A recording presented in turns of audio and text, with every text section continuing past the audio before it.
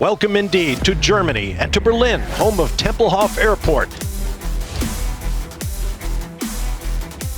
Like many of Formula E's voestalpine European races, this one offers something truly unique, completely different to any other circuit on the calendar. So away from the hustle and bustle of this city centre, I'm heading out to another historic venue here to take a detailed look at the track that we'll use for the Berlin E-Prix.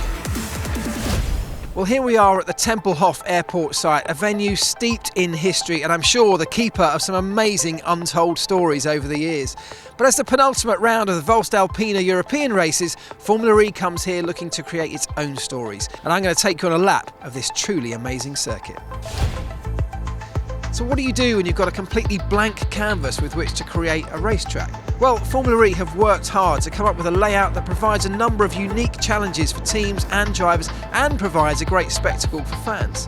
I'm standing on what will be the start-finish straight. This enormous troop-carrying aircraft behind me will be wheeled out the way as the transformation of this venue begins. One of the truly unique things about this track is the track's surface itself, and unlike most places we go, it's not tarmac, it's not bitumen, this is concrete.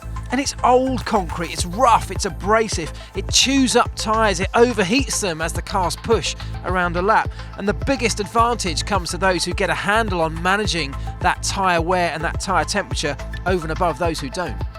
But at the end of that start-finish straight, the drivers have a big challenge with turn one, braking and turning at the same time. This is a unique corner, almost snail-like in its appearance. It goes on forever and asks so much of the right-hand tyres of the car as they desperately want to overheat and give up grip at some point around this circuit.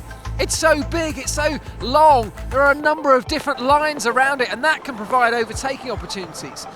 The drivers who can manage those tyre temperatures and get through this corner unscathed have a great opportunity heading down here towards turn 2.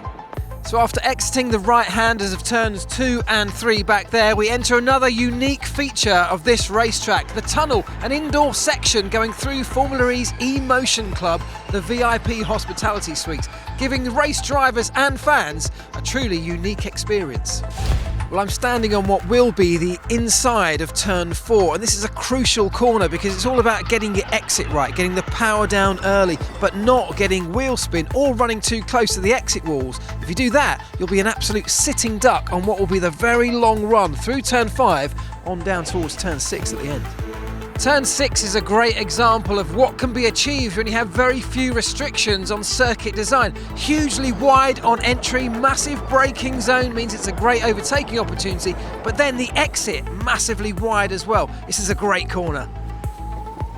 Turn 9 then, the hairpin, slowest part of the circuit. On the run down, it's a big braking zone, an opportunity to harvest energy, feeding it back into the battery through the electric motors. Also though, an opportunity to overtake. So in the race, positioning your car here is absolutely crucial. When you get it turned in, you've got to clip the apex curbs about where I'm standing before getting on the power early and blasting off down towards turn 10 over there. Well, this is what will be turn 10 and the final corner on this short lap. The exit out of here is absolutely critical because it leads back onto the start-finish straight. Pit lane entry is just around the corner here as well. I just want to look at this racetrack surface again because it's so unique. You can see how rough it is. The aggregate here built up of lots of tiny little stones. And what happens is over the course of a race is that bits of rubber from the tyres start to build up in the gaps between these stones, creating a layer of rubber that offers more and more grip as the race goes on. But at the same time, little pieces of rubber, tiny balls of rubber that we know in motorsport as marbles, start to be shed from the tyres, scattered out towards the outside of each of these corners, meaning that later in the race there's sometimes only one very narrow racing line that the drivers have to stay on. Get off that and it can be incredibly slippery. So clearly another very different circuit on the calendar, this one. In the past we've seen the traditional form guide absolutely ripped up and thrown out the window here. But who's going to do it this time? Who's going to get to grips with the challenges of the tyres around this place? Who's going to come out smiling, setting themselves up for the perfect finish at the final voestalpine European race?